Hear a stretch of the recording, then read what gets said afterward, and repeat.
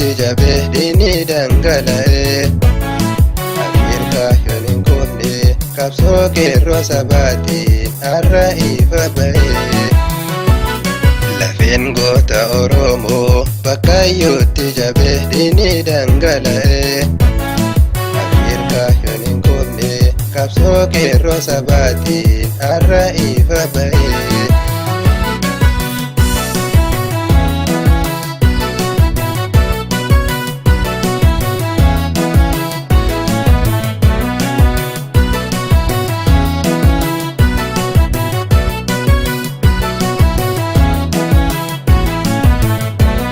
Lammii ya Oromoo ilmaan aadaa fi abbaa eegaa cunqurfamtan callee bara dhibbaa har'a gahee gataan kee deebi'ee hayni gaadhee abbaa har'a gahee gataan kee deebi'ee hayni gaadhee abbaa Gabrummaan nu dhamaaftee Oromoon biyya nu raaftee akka daadhatte saniin atis yommuu asii hafte waraabeysa guyyaadha har'a aduun si baate waraabeysa guyyaadha har'a aduun si baate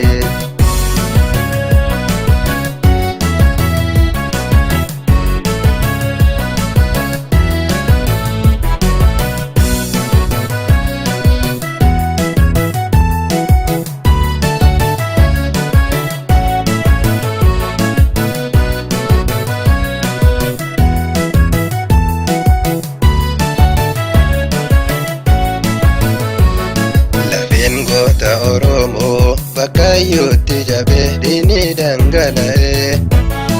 Ameerikaa yoon hin koofne qabsoo qeerroo sabaatiin har'a ifa ba'ee Lafeen goota Oromoo kaayyootti jabee diinni dhangala'ee Ameerikaa yoon hin koofne qabsoo qeerroo sabaatiin har'a ifa ba'ee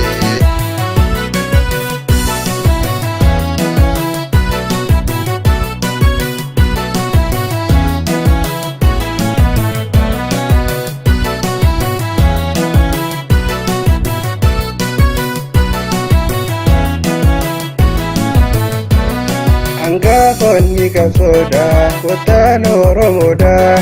elemoo qilxuudhaatiif jarraa abbaa gadaa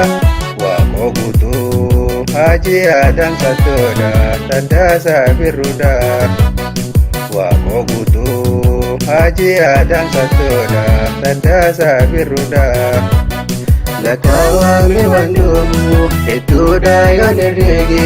Qabsoo bilisummaatiif jalaan lubbuu wareege Gumaasaa bilisummaa ningalchaa if wareege Gumaasaa bilisummaa ningalchaa if wareege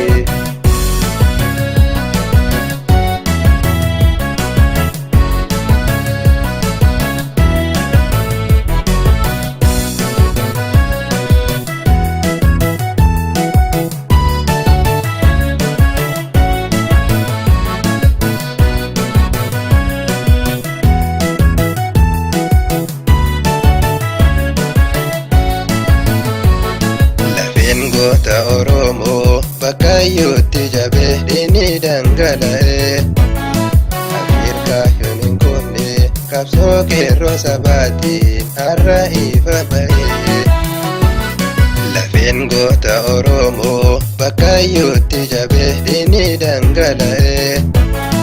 Ameerikaa yoon hin koofne qabsoo qeerroo sabaatiin har'a ifa ba'ee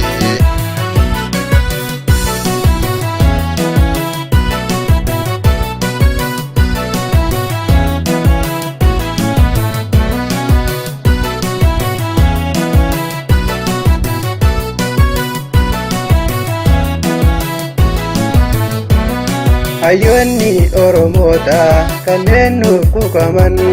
jijjiirama fiduudhaaf hirriiballee dhaban har'a kunoo qabsoo haraarra dhabde karaan nuuf deebisan har'a kunoo qabsoo haraarra dhabde karaan nuuf deebisan